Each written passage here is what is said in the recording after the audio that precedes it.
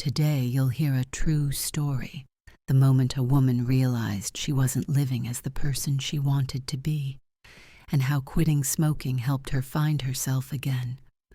I used to think smoking made me calmer, like that little pause between breaths was my peace. But one morning, I looked in the mirror, and I didn't like who I was becoming. I looked tired, older, and somehow smaller than the person I dreamed to be. That was my first real wake-up call.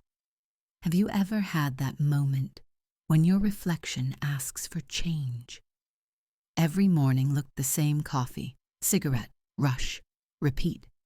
It wasn't a choice anymore. It was autopilot. I didn't even taste the cigarette. I just needed it to feel normal. The scariest part? I had forgotten what living without it felt like. There were two versions of me. One strong, clear, confident.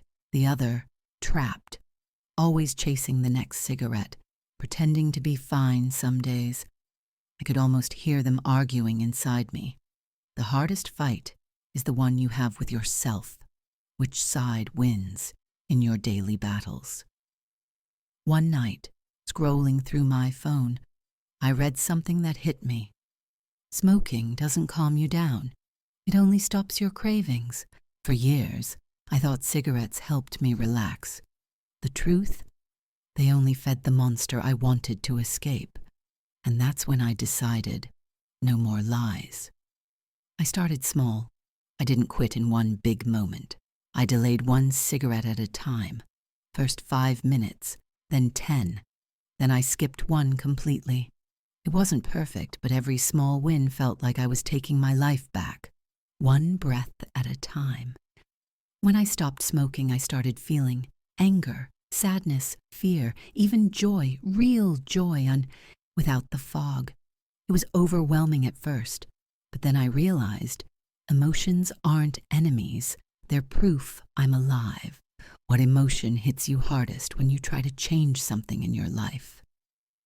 Months later, I stood in front of that same mirror. This time, my eyes were clear, my skin brighter. I smiled, a real smile, and thought, there she is. The woman I lost under the smoke was back, and it's true.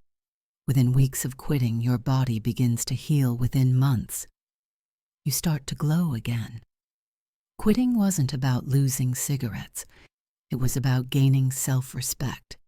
Every craving I said no to was a yes to myself. I wasn't just quitting a habit. I was reclaiming my power. When was the last time you said yes to yourself?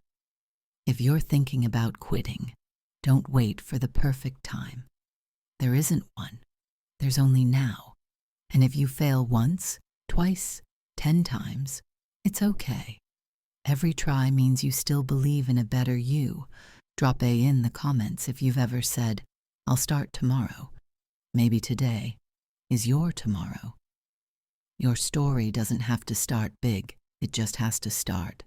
I'm Camille, and this was my last puff. If this story touched you, don't forget. There are many heroes like you out there. Subscribe to Your Last Puff for more real stories of strength, hope, and change.